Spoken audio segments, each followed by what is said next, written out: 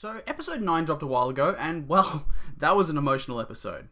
We start off with Kyo reflecting on Toru and how she's come to make him feel. The change of Kyo has been gradual but significant throughout the show, with his attitude and feelings becoming more pronounced over time. Kyo can't even remember when he started feeling the way he does for Toru, and that hints to me that he's always had these feelings on some level.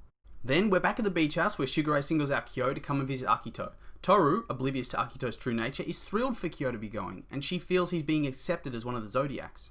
Instead of pushing back, he's joyed at the thought that she's happy for him. It's astounding that as the viewer, you understand what a terrifying and unpleasant time this is going to be, and yet, instead of being volatile, he's gentle and kind, because he knows that she just wants the best for him.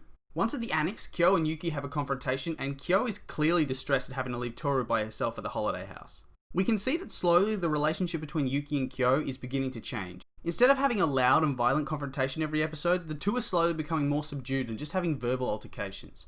It really goes to show how much of a profound impact Toru is having on their lives. Shigure even comments on this, and it seems almost that Yuki pities Kyo, knowing he's heading for something far worse than he could inflict on him.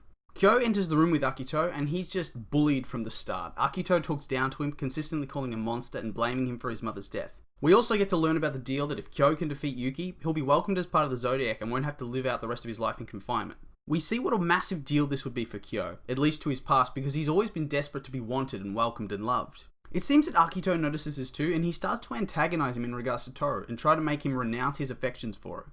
I think this is the scene where Kyo finally realizes he actually loves Toru, and this instills a sense of fear and anger in Kyo, and he wants to protect her and understand why Akito would let her live with them if he hates her so much. This whole scene was such an intense struggle of power between Akito and Kyo. They each seem to constantly battle to have dominance over each other's emotions. It's such a unique relationship as opposed to the other Zodiacs who kind of just roll over around Akito and accept the abuse. We learn that Akito fully believes he's going to confine Kyo, and there's no way that he's going to beat Yuki. And even if he did, I doubt that anything would actually change, and Kyo probably knows this as well.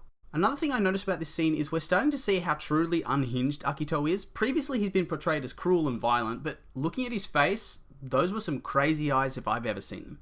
The theme of hope is really strong in this episode. We learn that Kazuma constantly tried to instill this in Kyo and help him believe that he had a better future to look forward to, and that he's not the only one that doesn't reject him. We have flashbacks into Kyo's childhood, and it's revealed that Kyo spent significant time with Kyoko when he was just a kid, that she was one of the few people that noticed and cared about him and gave him hope. And we also know that he knows this is Toru's mum. So despite being condemned by Akito and believing that he's not going to have a future with Toru, he still vows to enjoy all the time he has left with her.